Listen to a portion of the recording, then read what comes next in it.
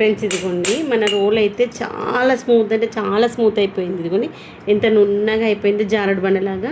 దాన్ని మనం కొంచెం రఫ్ చేస్తేనే మనకి వాడుకోవడానికి ఉపయోగపడుతుంది అనమాట. అందుకని ఎప్పటిలో అనుకుంటున్నాను దీన్ని స్మూత్నెస్ని తీసేసి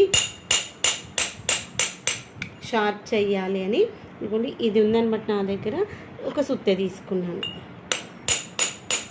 ఇలా కొడుతూ ఉంటుంది ముందుకు వెళ్తూ ఉంటుంది. చూడండి చూపిస్తా ఒకసారి. దీన్ని కొంచెం టర్న్ చేద్దాం. కింద మనము ఫ్లోర్ పైన ఏదైనా క్లాత్ కానీ లేదంటే ఇక గోనె సంచి లాంటిది వేసుకోవాలి, సౌండ్ రాకుండా ఉంటుంది. ఈ ఇక్కడ షార్ప్ ఎడ్జెస్ ఉన్నాయి కదా, ఒక సైడ్ కార్నర్ పెట్టేసి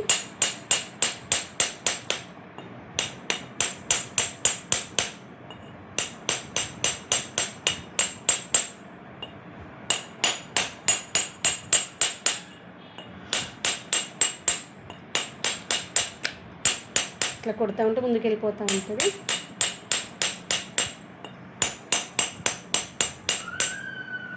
అప్పుడు అక్కడ మనకి షార్ప్నెస్ అనేటువంటి వస్తుంది అనమాట, స్మూత్నెస్ కూడా.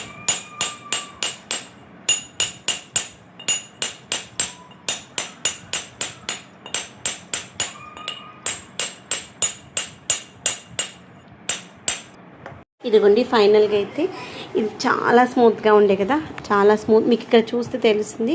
ఇలా మొత్తం అంతా కొట్టేసి అయితే రఫ్గా చేసేసాను. దీన్ని మనము కొంచెం బియ్యం వేసేసి రుబ్బేస్తే దీనికి ఉన్నటువంటి సన్నగా ఉన్న ఇసుక పోతుంది. అది మరి ఇంకొకసారి చూపిస్తాను. ఇలా మంచిగా రఫ్గా ఉండాలి, అప్పుడు తొందరగా రుబ్బినప్పుడు కానీ నూరుకున్నప్పుడు కానీ మంచిగా దంగుతుంది అనమాట. నున్నగా ఉంటే అస్సలు దంగదు.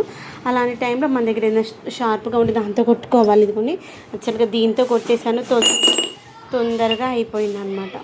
ఇది వాడుతూ సుత్తెని వాడుతూ కొట్టేసా. ఒక 2 గంటలేమో పట్టినట్టుంది.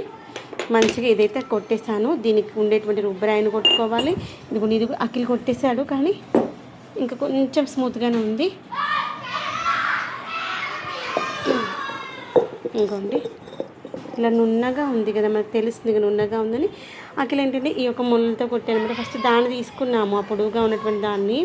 దాంతో కొట్టేసరికి దాని యొక్క లిడ్ అనేటువంటి పోయింది.